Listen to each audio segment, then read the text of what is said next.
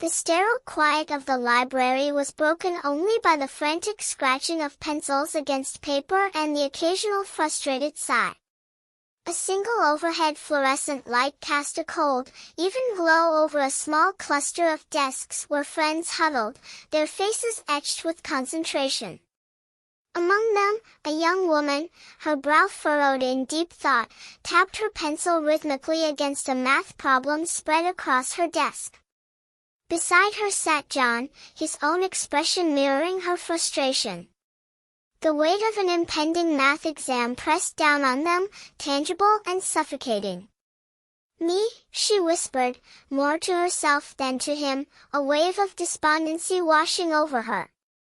The faint, almost imperceptible hum of background music seemed to underscore her isolation in the sea of complex equations. "I don't understand," she confessed aloud, her voice tinged with defeat. "John, what's wrong?" "I'm studying for this math exam, and I keep getting the wrong answers." He leaned closer, his eyes scanning the problem she pointed to. "It is this one," she said, her finger jabbing at the page. "It's 12. Isn't it correct?" "See? I got the same answer, but the answer sheet says it's 16. She stared at him, her eyes wide with disbelief. "What? The answer sheet must be incorrect." "We are correct."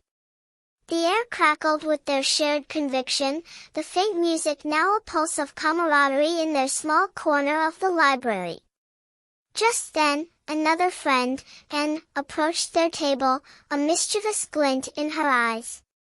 "How's your study for the exam going?" she asked, then, gesturing to a problem on her own sheet, "And, come here. Can you solve this problem?" John took one look. "What is it?"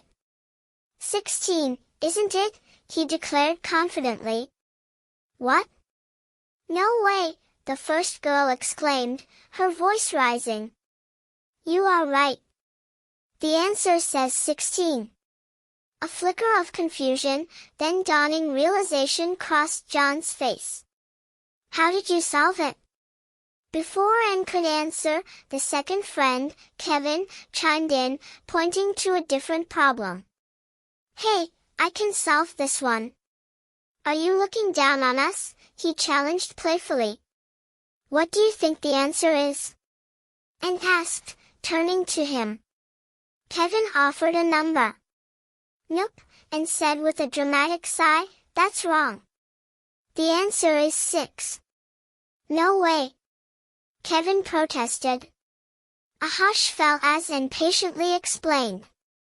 "The arithmetic operation tells you to calculate multiplication and division first, and then calculate addition and subtraction," she said, her voice clear and calm. "Oh. So first you do 2 times 2, and it's 4, and when you add 2, it's 6. A soft ripple of applause, perhaps imagined or from distant library patrons, seemed to validate Anne's explanation. "That's right. Good job," Anne affirmed with a smile. "Now try to solve this problem," she encouraged, pointing back to the earlier one Kevin had struggled with. "Oh. You are right," Kevin realized, his face lighting up. "I have to calculate multiplication first." "Thanks, Anne," he said gratefully. "No problem," she replied, already turning her attention back to the first girl, whose frustration had only deepened. "And I cannot get this area of this shape," she lamented, tracing the outline of a complex geometric figure with her finger. "Also, I don't understand what fraction is." Her voice dropped, heavy with despair. "Oh no, Kevin, the exam covers all these. Mathematics is too hard." A collective groan escaped the small group. John, sensing the mounting tension and seeing the despair in her eyes, suggested, "All right, let's play one basketball game for a quick break." "Just one game." And Kevin immediately agreed. "That's a great idea." "Oh, "John, Kevin, let's role play," someone shouted, injecting a sudden burst of energy into the flagging spirits. The scene shifted, the library's quiet atmosphere momentarily replaced by the imagined sounds and movements of a game. The faint music swelled, becoming more prominent, perhaps mimicking the rhythm of dribbling basketballs and the shouts of players. Laughter, muffled but genuine, seemed to echo. Then, abruptly, the energy shifted again. Hesitant voices, perhaps John and Kevin, tentatively began a dialogue, their words unsure, almost stumbling. The music played on, a curious accompaniment to their role-play, its notes weaving through their tentative exchanges. The pauses grew longer, the atmosphere thickening. The sounds of the library seemed to filter back in, blending uneasily with the music and the friends' efforts. Suddenly, a wave of applause broke the tension, sharp and unexpected, like a curtain call after a performance that had stalled. The music swelled again, reaching a dramatic peak, then abruptly cut off, leaving behind a pregnant silence.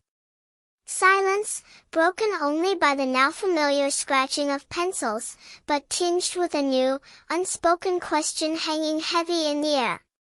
"What?" one of them whispered, the sound lost in the sudden, disorienting quiet.